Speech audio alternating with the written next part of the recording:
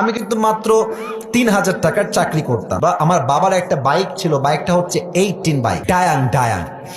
এত ঝাংড়ি বাইক আমি জন্মেও দেখি নাই। স্টার্ট দিয়ে এখান থেকে যাই 1 কিলো গিয়ে আবার বন্ধ হয়ে যায়, ওখানে গিয়ে আবার এমনে ঝুকাই, তেল আছে তাও চলে না। তবুও কোন মতে ঠেলে ঠুলে চালাইছি কয়েক মাস যাব। আচ্ছা, একটা পর্যায়ে গিয়ে এমন একটা অবস্থা হলো আমার পকেটের, যে তেল যে ভরবো বাইকে ওই টাকা আমার পকেটে নাই। তা আব্বাকে বললাম, আব্বা मैं माफी भी मांगता हूँ, दुआ भी मांगता हूँ, আমার দ্বারা এই বাইক আর চলবে না, তোমার বাইক তুমিই রাখো। তা আব্বা বললো, কি করব বাইকটা, আমার পায়ে তো ব্যথা, আমি তো হার্টের রোগী, এটা কি সেল করে দিব? বললাম, বিক্রি করে দাও, আমি এটা বিক্রি করে সাইকেল কিনবো, সাইকেলের চাইতে ভালো হবে আমার জন্য। তো যাই হোক,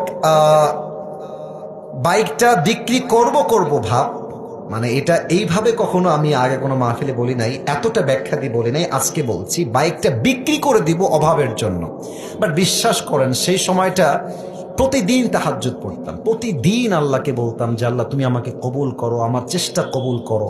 আর আমি দুইজনের ওয়াজ খুব বেশি শুনতাম, এক আজহারের ওয়াজ শুনতাম খুব বেশি, আর একজন আমি আল্লামা দেলোয়ার হোসেন সাঈদীর ওয়াজ খুব বেশি শুনতাম। সেই সময়ের কথা, it has been 3 years or maybe 4 years back, 3 বা 4 বছর আগের কথা।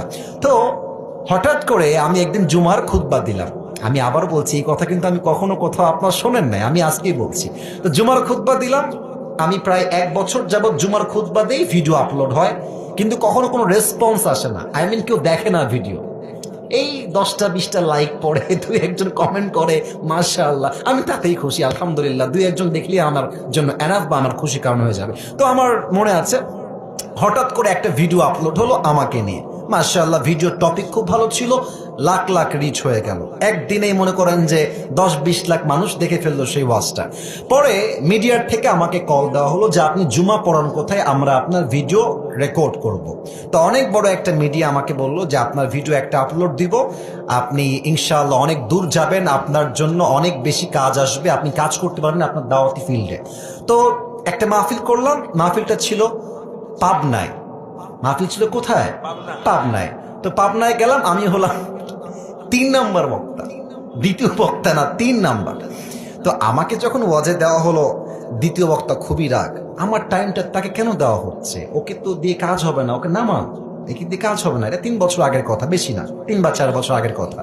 তো আমি ওয়াজ শুরু করলাম, কি বলবো, নিজের কথা বলছি না, বা এটা আল্লাহর রহমত বলছি বলতে পারেন। আমি আধা ঘন্টা ওয়াজ করেছি, প্রত্যেকটা যুবক, আমি নেমে গেছি ওরা উঠে গেছে, মানে এই হুজুরকে আমরা ছাড়বো না, নেমে গেলাম। সেটা আপলোড হলো ইউটিউবে।